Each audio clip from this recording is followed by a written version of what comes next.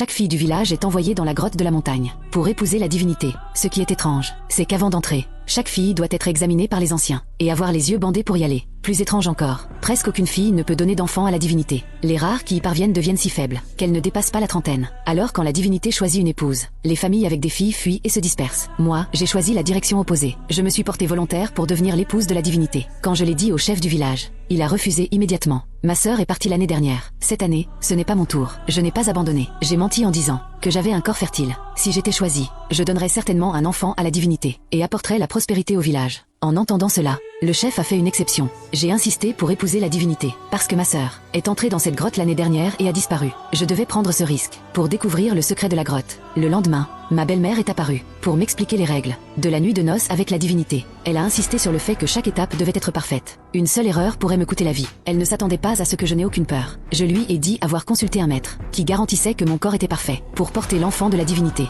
Ma belle-mère aurait dû être ravie. Au lieu de ça, elle s'est sentie mal à l'aise. Un mauvais pressentiment montait en elle. Elle l'a vite réprimé. Après tout, les secrets de la grotte étaient enfouis depuis des années. Elle m'a emmené me baigner et me changer, laver les impuretés du monde, pour que je gagne plus facilement la faveur de la divinité. Après le bain, ma belle-mère a fait venir des gens pour m'examiner. Seule celle au corps parfait. Pauvayen servir la divinité. Le lendemain, j'ai porté des vêtements simples jusqu'au sanctuaire du village. Les anciens ont vu mon apparence pure et élégante. Leur désir s'est immédiatement enflammé. Le chef m'a ordonné de revêtir les robes de cérémonie. J'étais surprise. Je ne pouvais accepter de me changer devant tout le monde. Ma belle-mère a dit que ces gens venaient me vérifier. Si je voulais servir la divinité, je devais passer cette épreuve pour découvrir la vérité. Je n'avais pas le choix. J'ai laissé ma belle-mère me déshabiller en public, comme une marionnette. J'ai laissé les anciens me dévorer des yeux. J'ai compris instantanément que le secret de la grotte impliquait forcément ces anciens. Après l'inspection, les anciens m'ont drapé dans les robes de cérémonie. Le chef a immédiatement ordonné qu'on me conduise en haut de la montagne pour épouser la divinité. Le cortège nuptial s'est mis en marche solennellement. En atteignant le pied de la montagne, le sentier escarpé nous a forcés à grimper à pied. Une atmosphère sinistre a commencé à envahir mon cœur. Pendant l'ascension,